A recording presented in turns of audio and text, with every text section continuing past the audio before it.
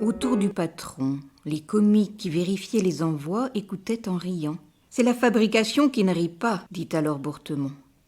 À Lyon, ils sont furieux contre vous. Ils prétendent que vos bons marchés les ruinent. Vous savez que Gaujean m'a positivement déclaré la guerre? Oui, il a juré d'ouvrir de longs crédits aux petites maisons plutôt que d'accepter mes prix. » Mouret haussa les épaules. « Si Gaujean n'est pas raisonnable, Gaujean restera sur le carreau. De quoi se plaignent-ils? Nous les payons immédiatement, nous prenons tout ce qu'ils fabriquent, c'est bien le moins qu'ils travaillent à meilleur compte. Et d'ailleurs, il suffit que le public en profite. » Mouret s'éloigna, suivi de Bourdoncle. Lentement, tous deux traversèrent le sous-sol. C'était dans ces corridors que se trouvaient les réserves, des caveaux barrés par des palissades, où les divers rayons serraient le trop-plein de leurs articles. Enfin, à l'autre bout du sous-sol, il arriva au service du départ. Les paquets que les clientes n'emportaient point y étaient descendus, triés sur les tables, classés dans des compartiments dont chacun représentait un quartier de Paris. Puis un large escalier débouchant juste en face du vieil Elbeuf. On les montait aux voitures qui stationnaient près du trottoir. Dans le fonctionnement mécanique du bonheur des dames, cet escalier de la rue de la Michaudière dégorgeait sans relâche des marchandises englouties par la glissoire de la rue Neuve-Saint-Augustin, après qu'elles avaient passé en haut à travers les engrenages des comptoirs. « Campion, dit Mouret au chef du départ, un ancien sergent à figure maigre, pourquoi six paires de draps achetés hier par une dame vers 2 heures n'ont-elles pas été portés le soir? » « Où demeure cette dame? Demanda l'employé. « Rue de Rivoli, au coin de la rue d'Alger. Madame Desforges. » À cette heure matinale, les tables de triage étaient nues, les compartiments ne contenaient que quelques paquets restés de la veille. Pendant que Campion fouillait parmi ces paquets, après avoir consulté un registre, Bourdoncle regardait Mouret en songeant que ce diable d'homme savait tout, s'occupait de tout, même aux tables des restaurants de nuit et dans les alcôves de ses maîtresses. Enfin, le chef du départ découvrit l'erreur. La caisse avait donné un faux numéro et le paquet était revenu. « Quelle est la caisse qui a débité ça ?» demanda Mouret. « Hein? Vous dites la caisse 10 ?» Et, se retournant vers l'intéressé, « La caisse 10, c'est Albert, n'est-ce pas? Nous allons lui dire 2 mots. » Mais avant de faire un tour dans le magasin, il voulut monter au service des expéditions qui occupaient plusieurs pièces du 2e étage. C'était là qu'arrivaient toutes les commandes de la province et de l'étranger. Et chaque matin, il allait y voir la correspondance. Depuis 2 ans, cette correspondance grandissait de jour en jour. Le service, qui avait d'abord occupé une dizaine d'employés, en nécessitait plus de 30 déjà. Mouret posa sa question habituelle. « Combien de lettres ce matin, Levasseur ?»« 534, monsieur, répondit le chef de service. Après la mise en vente de lundi, j'ai peur de ne pas avoir assez de monde. Hier, nous avons eu beaucoup de peine à arriver. » Bourdoncle hocha la tête de satisfaction. Il ne comptait pas sur 534 lettres un mardi. Autour de la table, les employés coupaient et lisaient avec un bruit continu de papier froissé, tandis que devant les casiers commençait le va-et-vient des articles. C'était un des services les plus compliqués et les plus considérables de la maison. On y vivait dans un coup de fièvre perpétuel car il fallait réglementairement que les commandes du matin fussent toutes expédiées le soir. « On vous donnera le monde dont vous avez besoin, Levasseur, » finit par répondre Mouret, qui d'un regard avait constaté le bon état du service. « Vous savez, quand il y a du travail, nous ne refusons pas des hommes. » En haut, sous les combles, se trouvaient les chambres où couchaient les vendeuses. Il descendit, entra à la caisse centrale, installée près de son cabinet. C'était une pièce fermée par un vitrage à guichet de cuivre, dans laquelle on apercevait un énorme coffre-fort scellé au mur.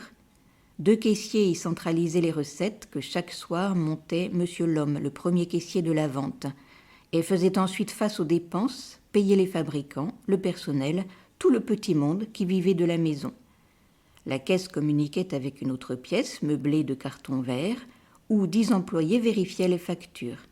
Puis venait encore un bureau, le bureau de défalcation. 6 jeunes gens, penchés sur des pupitres noirs, ayant derrière eux des collections de registres, y arrêtaient les comptes du tant pour cent des vendeurs, en collationnant les notes de débit. Ce service tout nouveau fonctionnait mal. Mouret et Bourdoncle avaient traversé la caisse et le bureau de vérification. Quand ils passèrent dans l'autre bureau, les jeunes gens qui riaient, le nez en l'air, eurent une secousse de surprise. Alors Mouret, sans les réprimander, leur expliqua le système de la petite prime qu'il avait imaginé de leur payer, pour chaque erreur découverte dans les notes de débit. Et quand il fut sorti, les employés, cessant de rire, se remirent passionnément au travail, cherchant des erreurs. Au rez-de-chaussée, dans le magasin, Mouret alla droit à la caisse 10, où Albert Lhomme se polissait les ongles en attendant la clientèle. On disait couramment « la dynastie des Lhomme » depuis que Madame Aurélie, la première des confections, après avoir poussé son mari au poste de premier caissier, était parvenue à obtenir une caisse de détail pour son fils, un grand garçon pâle et vicieux, qui ne pouvait rester nulle part et qui lui donnait les plus vives inquiétudes. Mais, devant le jeune homme, Mouret s'effaça. Il répugnait à compromettre sa grâce dans un métier de gendarme. Il gardait par goût et par tactique son rôle de dieu aimable. Légèrement du coude, il toucha Bourdoncle. L'homme chiffre, qu'il chargeait d'ordinaire des exécutions. « Monsieur Albert, dit ce dernier sévèrement, vous avez encore mal pris une adresse, le paquet est revenu, c'est insupportable. » Le caissier crut devoir se défendre. Appela en témoignage le garçon qui avait fait le paquet. Ce garçon nommé Joseph appartenait lui aussi à la dynastie des Lhomme, car il était le frère de lait d'Albert, et il devait sa place à l'influence de Madame Aurélie. Comme le jeune homme voulait lui faire dire que l'erreur venait de la cliente, il balbutiait, il tordait la barbiche qui allongeait son visage couturé. « Laissez donc Joseph tranquille, finit par crier Bourdoncle, et surtout ne répondez pas davantage. Ah, vous êtes heureux que nous ayons égard au bon service de votre mère. » Mais à ce moment, monsieur Lhomme accourut. De sa caisse située près de la porte, il apercevait celle de son fils qui se trouvait au rayon de la ganterie.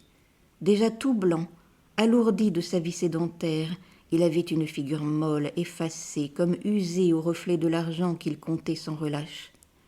Son bras amputé ne le gênait nullement dans cette besogne, et l'on allait même par curiosité le voir vérifier la recette, tellement les billets et les pièces glissaient rapidement dans sa main gauche.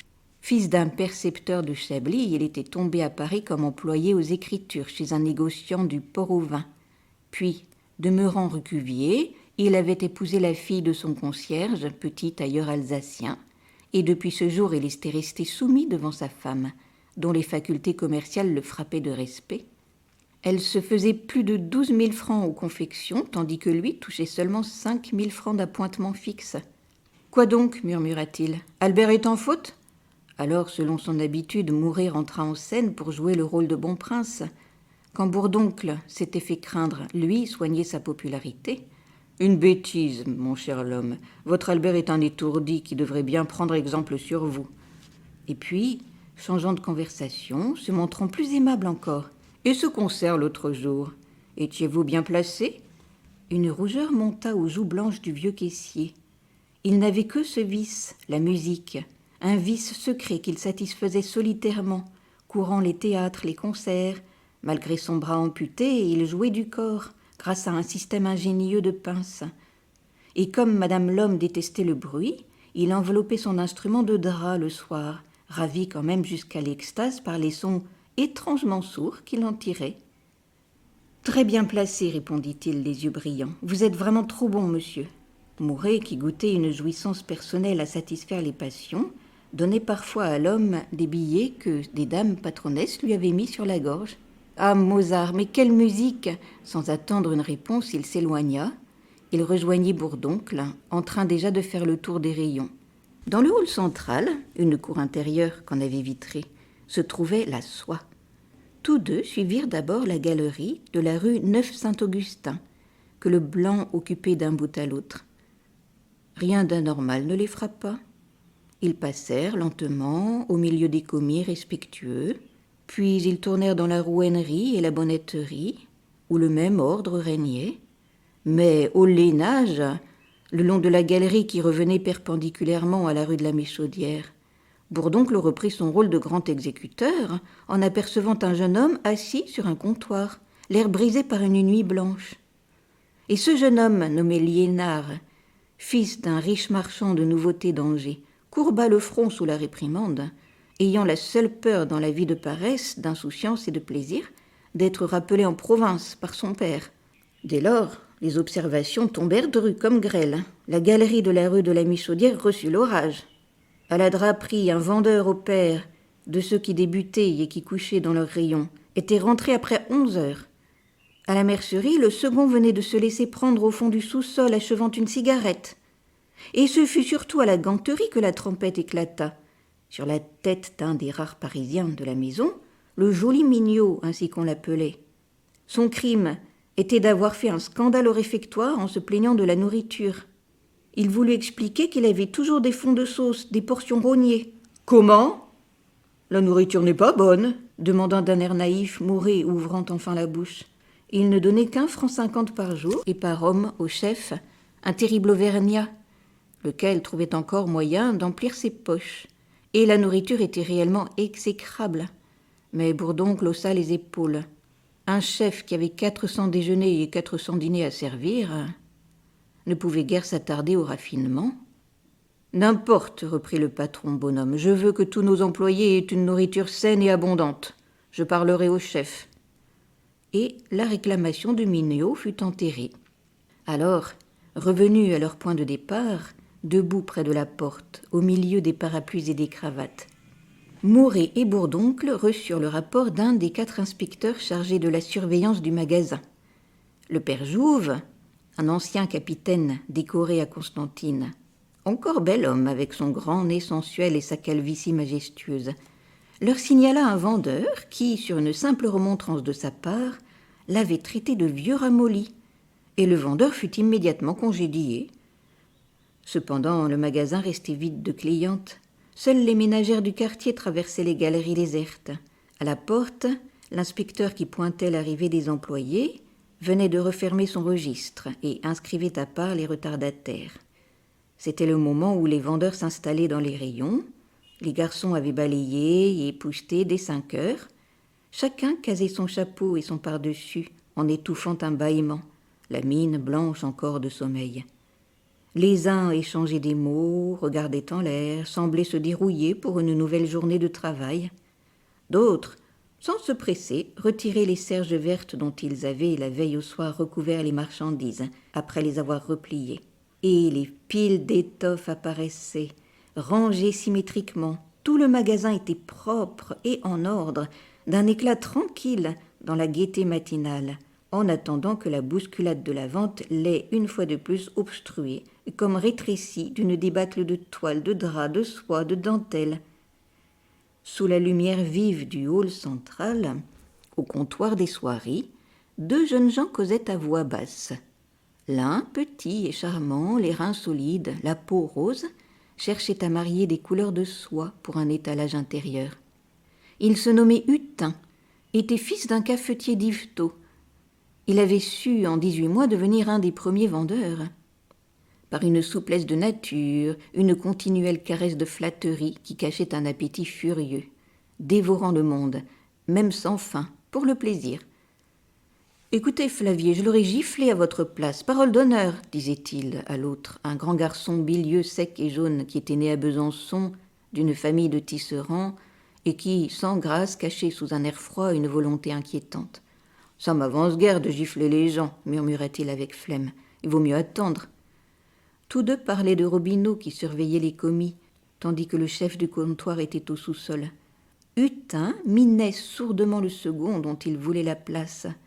Déjà pour le blesser et le faire partir, le jour où la situation de premier qu'on lui avait promise s'était trouvée libre, il avait imaginé d'amener Boutemont du dehors.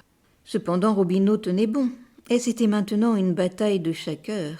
Hutin rêvait d'ameuter contre lui le rayon entier, de le chasser à force de mauvais vouloir et de vexation. « Chut, 17 !» dit-il vivement à son collègue pour le prévenir par ce cri consacré de l'approche de Mouret et de Bourdoncle. Ceux-ci en effet continuaient leur inspection en traversant le hall. Ils s'arrêtèrent, ils demandèrent à Robineau des explications au sujet d'un stock de velours dont les cartons empilés encombraient une table, et, comme celui-ci répondait que la place manquait, « Je vous le disais, Bourdoncle, s'écria Mouret en souriant. Le magasin est déjà trop petit. Il faudra un jour abattre les murs jusqu'à la rue de Choiseul. Vous verrez l'écrasement lundi prochain. Et à propos de cette mise en vente qu'on préparait dans tous les comptoirs, il interrogea de nouveau Robineau, il lui donna des ordres. Mais depuis quelques minutes, sans cesser de parler, il suivait du regard le travail de Hutin qui s'attardait à mettre des soies bleues à côté de soies grises et de soies jaunes, puis se reculait pour juger de l'harmonie des tons. Brusquement, il intervint. « Mais pourquoi cherchez-vous à ménager l'œil » dit-il. « N'ayez donc pas peur, aveuglez-les. Tenez, du rouge, du vert, du jaune. » Il avait pris les pièces, il les jetait, les froissait, en tirait des gammes éclatantes. Tous en convenaient. Le patron était le premier étalagiste de Paris, un étalagiste révolutionnaire à la vérité, qui avait fondé l'école du brutal dans la science de l'étalage. Il voulait des écroulements comme tombés au hasard des casiers éventrés. Il les voulait flambant des couleurs des plus ardentes, s'avivant l'un par l'autre. En sortant du magasin, disait-il, les clientes devaient avoir mal aux yeux.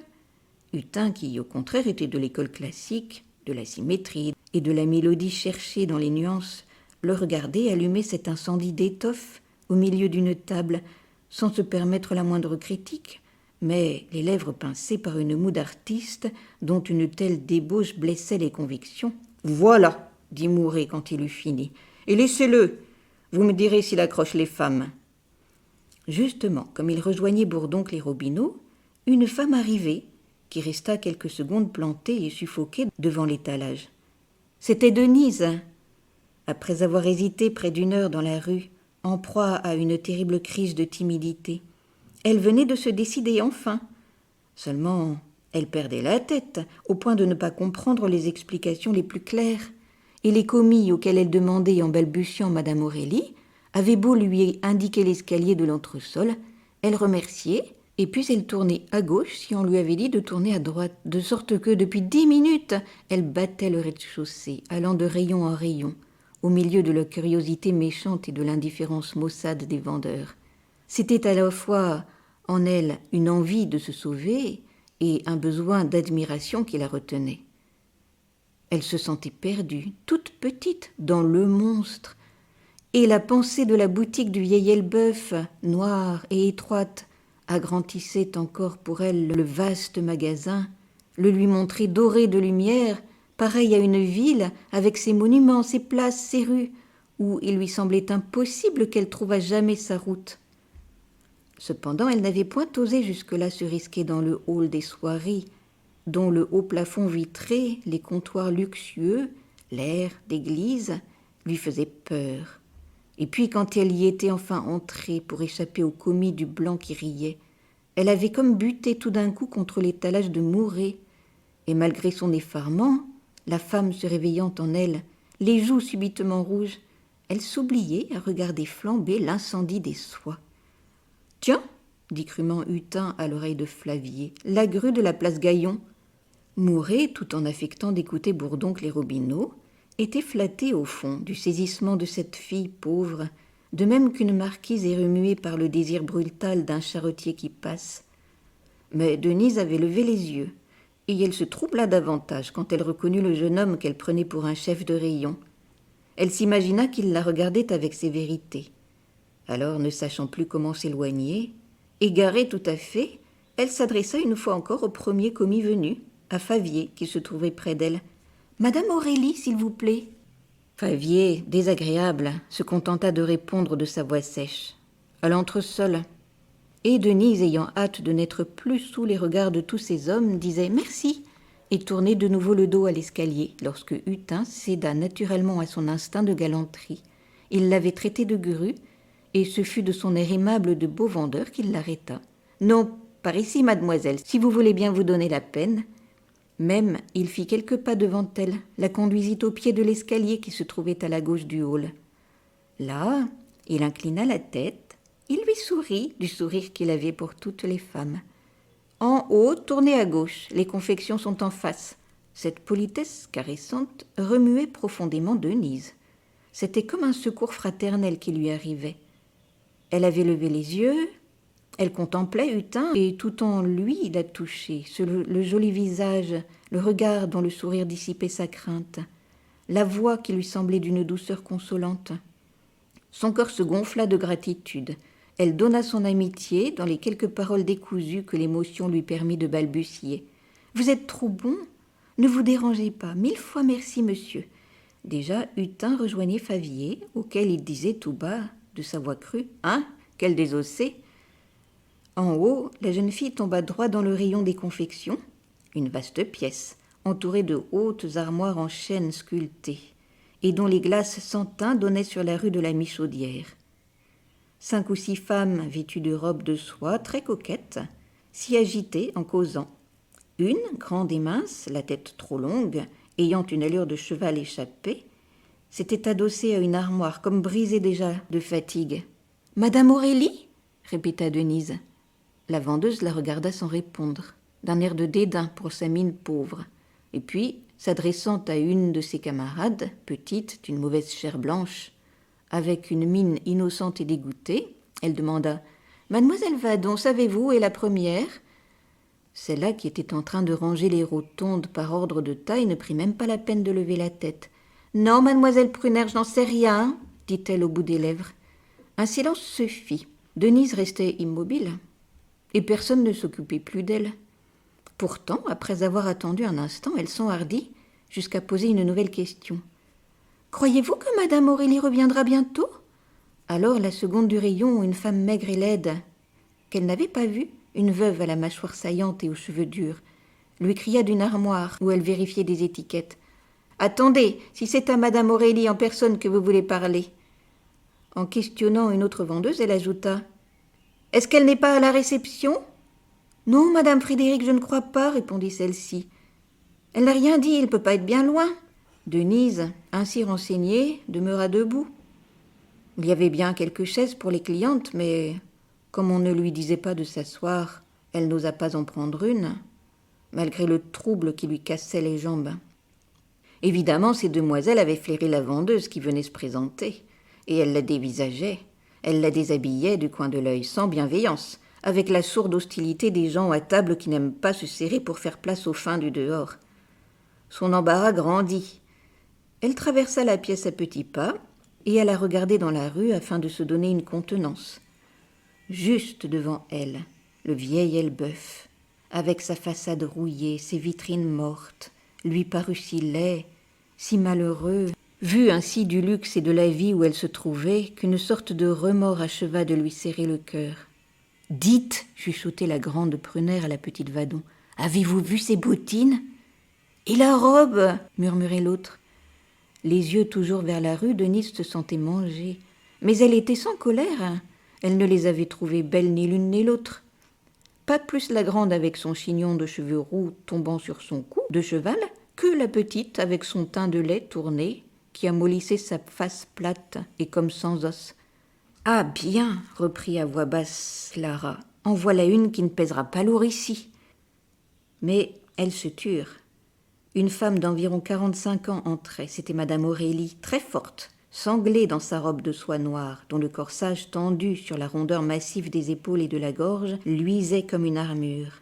Elle avait, sous des bandeaux sombres, de grands yeux immobiles, la bouche sévère, les joues larges et un peu tombantes, et dans sa majesté de première, son visage prenait l'enflure d'un masque empâté de César. « Mademoiselle Vadon, dit-elle d'une voix irritée, vous n'avez donc pas remis hier à l'atelier le modèle du manteau à taille ?»« Il y avait une retouche à faire, madame, répondit la vendeuse, et c'est madame Frédéric qui l'a gardé. » Alors la seconde tira le modèle d'une armoire et l'explication continua. Tout pliait devant madame Aurélie quand elle croyait avoir à défendre son autorité. Très vaniteuse, au point de ne pas vouloir être appelée par son nom de madame l'homme qui la vexait et de renier la loge de son père, dont elle parlait comme d'un tailleur en boutique, elle n'était bonne femme que pour les demoiselles souples et caressantes, tombant en admiration devant elle. Autrefois, dans l'atelier de confection qu'elle avait voulu monter à son compte, elle s'était aigrie, sans cesse traquée par la mauvaise chance, exaspérée de se sentir des épaules à porter la fortune et de n'aboutir qu'à des catastrophes. Et aujourd'hui encore, même après son succès au bonheur des dames, où elle gagnait 12 000 francs par an, il semblait qu'elle gardât une rancune au monde. Elle se montrait dure pour les débutantes, comme la vie s'était d'abord montrée dure pour elle. Assez de paroles, finit-elle par dire sèchement. Vous n'êtes pas plus raisonnable que les autres, Madame Frédéric. Qu'on fasse la retouche tout de suite. Pendant cette explication, Denise avait cessé de regarder la rue. Elle se doutait bien que cette dame était Madame Aurélie. Mais, inquiétée par les éclats de sa voix, elle restait debout. Elle attendait toujours. Les vendeuses, enchantées d'avoir mis aux prises la première et la seconde du rayon, étaient retournées à leur besogne d'un air de profonde indifférence. Quelques minutes se passèrent. Personne n'avait la charité de tirer la jeune fille de sa gêne. Enfin, ce fut Madame Aurélie elle-même qui l'aperçut, et qui, s'étonnant de la voir immobile, lui demanda ce qu'elle désirait. « Madame Aurélie, s'il vous plaît. »« C'est moi. »